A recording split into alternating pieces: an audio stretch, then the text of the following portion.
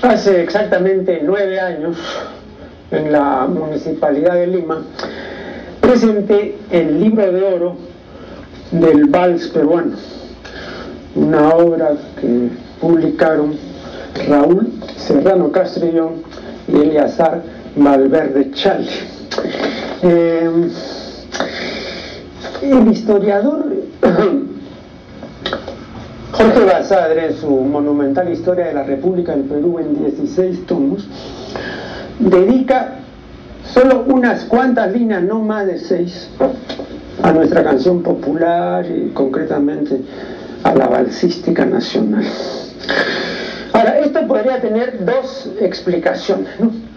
Una, que el doctor Basadre estaba escasamente informado, y dos, que el tema no era uno de sus temas o tenía pues un interés poco señalado en este asunto, ¿no? Creo que las dos explicaciones son plausibles, pero a mi ver hay una tercera que también se podría poner sobre el tapete, ¿no? Y es el distingo entre gran historia y pequeña historia, ¿no? Cuando se habla pues de historia, ¿no? Entonces se habla en general, ¿no?, de la narración de hechos memorables del pasado, ¿no? Tanto públicos cuanto privados, ¿no? Y entonces nosotros cuando hablamos de esa clase de historia pensamos pues en las guerras, en las confrontaciones, en los derrocamientos, en las revoluciones y en las gestas, ¿no?, en los hechos hazañosos. Todo esto constituye la gran historia, pero hay también una pequeña historia. Tal vez ustedes hayan leído un libro de José Galvez que se llama Nuestra Pequeña Historia. Creo que es un buen ejemplo de lo que quiero manifestar, ¿no? Tiene un prólogo del doctor Sánchez. Y acá Galvez combina el costumbrismo, la evocación lírica, es una historia descriptiva, sentimental, romántica y noticiosa, ¿no? Es información y ensueño. Entonces los sucesos que componen esta pequeña historia no son los pequeños grandes sucesos de la vida diaria, ¿no? Anécdotas, costumbres regionales, fiestas, tradiciones, ¿no?, y las expresiones más variadas del carácter nacional. Ahora, entenderemos bien esto que voy desarrollando así de una manera muy somera si reparamos en el concepto de intrahistoria, ¿no? La palabra intrahistoria es una creación de Miguel de Unamuno y se refiere a la vida tradicional que sirve como de fondo permanente a la vida cambiante y visible, y agregaría Unamuno ruidosa, ¿no?, porque esta vida de la gran historia es una vida, como él decía, en la que tienen parte importantísima los bullangueros de la historia. Bien, creo que en nuestra música popular, en nuestra balsística, hay mucha intrahistoria, ¿no? Hay mucha también vivencia y participación para el historiador. Creo que esto no es absolutamente así, pero no se puede negar su importancia, ¿no? Yo dije hace 9 años que del libro de oro del vals peruano se podría decir que era la pequeña gran historia del vals peruano. Recientemente José Antonio Llorens y Rodrigo Chocano han publicado un libro que se titula Celajes, Florestas y Secretos. Y yo creo creo que de este libro también se puede decir, ¿no?, que es la pequeña gran historia, o en parte importante la intrahistoria de la balsística nacional. Después de la siguiente pausa, conversaremos sobre esta obra con José Antonio Llorens, que en esta ocasión es nuestro invitado.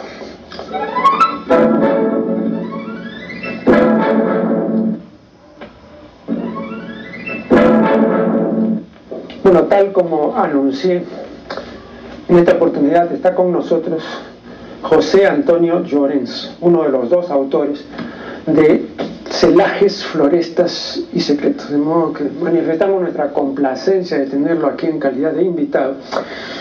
Y en primer lugar quiero preguntarle si él está de acuerdo con esta división entre gran historia y pequeña historia, ¿no?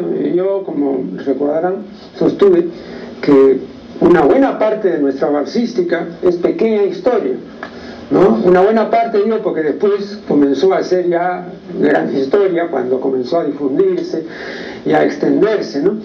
Pero mientras que eso no ocurrió, es una pequeña historia. ¿Usted está de acuerdo con esta división? Ante todo, muchas gracias por la oportunidad, doctor de Negri, de invitarme a su prestigioso programa. La diferencia es que, para empezar, no soy historiador, entonces no puedo entrar en aspectos muy técnicos o muy bien sustentados, pero hasta donde yo he podido revisar, lo veo más bien como la gran tradición y la tradición local, ¿no? O sea, por parte de la pequeña historia y la gran historia, es como que la gran tradición son las historias civilizatorias, sobre todo de Occidente, ¿no? De Europa, cómo va conquistando los más países, los va civilizando, los va incorporando a la modernidad, etcétera. Y las pequeñas tradiciones son los lugares donde se mantienen ciertos rasgos distintos que, a pesar de esta asimilación, bueno, inicialmente están aislados y después van siendo asimilados. Entonces son las pequeñas tradiciones porque no tienen el peso, no se les ha otorgado el peso de esta tradición con pretensiones universalizantes, ¿no? Ahora, desde otro punto de vista, en términos de las prioridades del país, en términos de los problemas estructurales, de los grandes eventos que se han suscitado desde tiempos inmemoriales, el vals criollo pues, puede decirse que en sí mismo es un aspecto secundario. Sin embargo, yo creo que varias de las cosas que ocurren en la dinámica, en el desarrollo, en las actividades que se realizan en torno a la actividad musical, reflejan cosas más profundas, más estructurales de la actividad criolla. Por ejemplo, si bien, como digo, se trata de una pequeña historia o de una pequeña tradición, la tradición local, la tradición del barrio, detrás de eso también hay un tema de representatividad de los sectores populares, es decir, quién representa a los sectores populares, quién habla por ellos.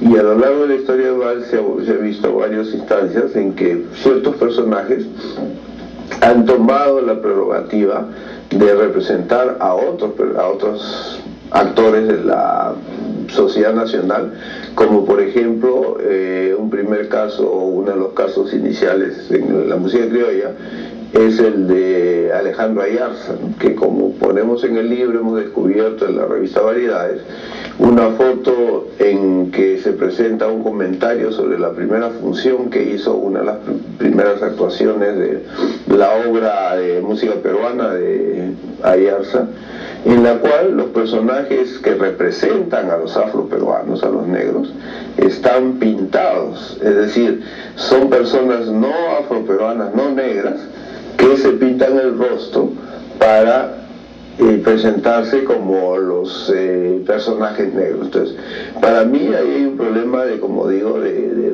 representación, es decir, ¿por qué los propios afroperuanos no son capaces de, si Ayarza estaba tan cercano a este grupo, si Ayarza reivindicaba la cultura popular, si era un recopilador de las expresiones tradicionales, ¿por qué no permite que los propios portadores de esas tradiciones, de esas que él estima y recoge, ¿no? Y pone en escena, ¿por qué no son los propios negros los que actúan esas partes, ¿no? Porque él tiene que controlar la imagen. En el fondo lo que está haciendo es quitándole el control de la imagen a la población negra y asumiéndola a él, a su criterio, a su mejor albedrío, ¿no? Y entendimiento.